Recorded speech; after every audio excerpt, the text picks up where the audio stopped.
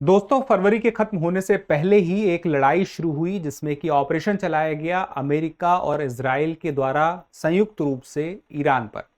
और इस ऑपरेशन का नाम दिया गया, अमेरिका ने एक नाम दिया, इजराइल ने भी एक नाम दिया और फिर जवाबी कार्रवाई के लिए ईरान ने भी एक नाम दिया।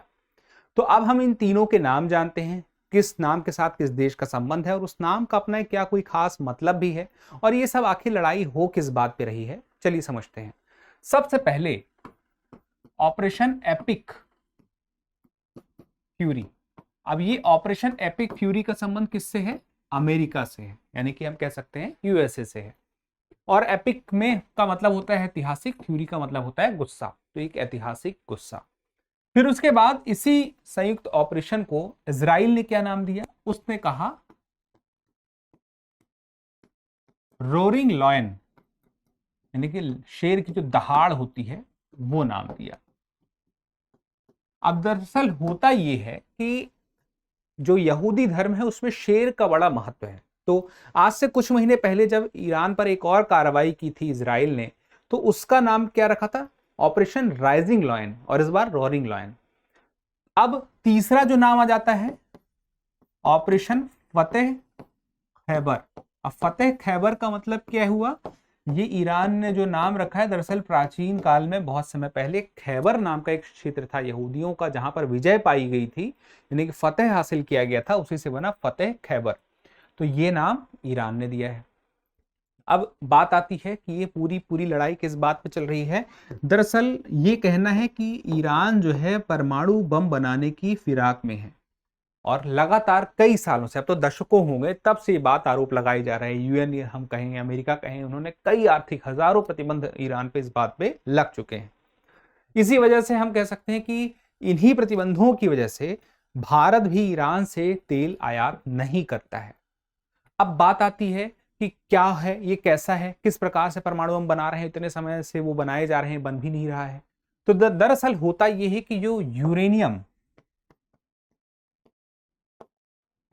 235 है वो पूरी तरह से नहीं मिलता है मुक्त अवस्था में, वो 0.7% ही मिलता है प्राकृतिक रूप से। इसका इनरिचमेंट किया जाता है।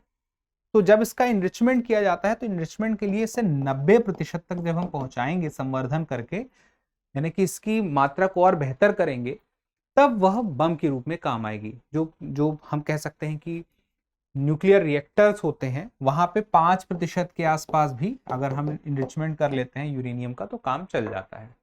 तो यही बात हो रही कि यूरेनियम का इनरिचमेंट करने के लिए प्रयास कर रहा है ईरान लंबे समय से। पिछली बार जो अभी पिछले साल हमले हुए थे वो भी इसी वजह से, अमेरिका ने भी इसमें साथ दिया हमलों में, उसने भी किया। तो उसने कहा कि हम यही जो क्षेत्र है जहां पे यूरेनियम का संवर्धन किया जा रहा है उसी को हम नुकसान पहुंचा रहे हैं, उसी लिए हम आए थे। अब बात आती है कि ईरान के साथ क्या ये सब कुछ जो हो रहा है ये पहले से था? तो पहले ऐसा नहीं था। एक समय ऐसा था जब अमेरिका और ईरान के बीच संबंध अच्छे से, अमेरिका की सहयोगी सरकार एक तरह से हम कह सकते थे ईरान में थी। 1952 में जो ईरान के शासन के प्रमुख थे वो वहां की तेल कंपनियों का राष्ट्रीयकरण करने वाले थे, और उसी वक्त फिर वह सरकार गिरा दी जाती है। उसके बाद एक नई सरकार बनती है, अमेरिका समर्थन में हम कह सकते हैं वो बनी, ऐसा कहा जाता है।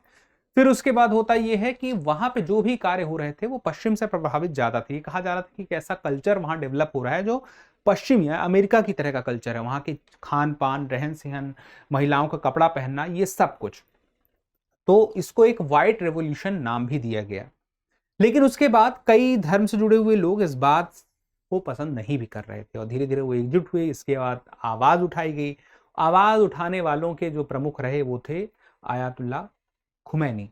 खुमैनी आगे चल के ही 1979 में सुप्रीम लीडर बनते हैं, यानी कि राजनीतिक और धार्मिक दोनों के प्रमुख देश में बनते हैं, और अपने आप में दुनिया में पहली बार इस प्रकार का हो रहा था।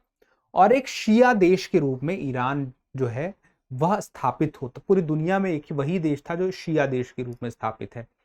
फिर उसके बाद 1989 में आयतुल्ला खामनेई, जो उन्हीं के साथ थे, खुमैनी के साथ में ही थे, वो सुप्रीम लीडर बन जाते हैं। और उसके बाद तब से अभी तक वो सुप्रीम लीडर थे, लेकिन अब वो नहीं है, यानी कि इस दुनिया में नहीं है, उनकी मृत्यु हो चुकी है। चलिए, ये सारी बातें हो गई हैं। अब बात आती है ऑपरेशन के नाम आपको पता रहे।